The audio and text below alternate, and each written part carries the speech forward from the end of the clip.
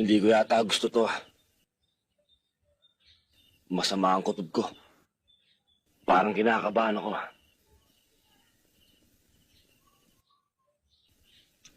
Dito ka muna. Sisilipin ko lang yung bahay. Huwag na, tol. Ako na lang. Baka may mga parak ng namaman dyan eh. Hindi nila ako kilala. Tsak, hindi nila ako Sige. Mag-ingat ka. Sabihin mo na lang nandito ako.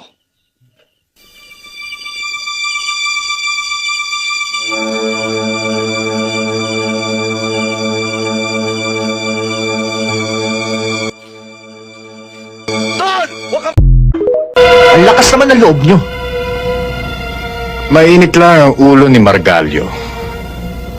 Dahil nabukulan natin siya ng malaking huli. Okay lang yun, Alexander. May bukas pa naman eh.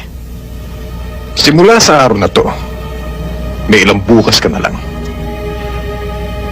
At sa pagtulog mo, hindi mo na makukuha ang managinip. Managinip ka man, doon na sa impyerno. Bilangin mo kung ilang tulog pa ako, Alex. At sa huling tulog ko sa impyerno, nandun ka na rin. Pero sasalubungin ka nga lang ni Satanas.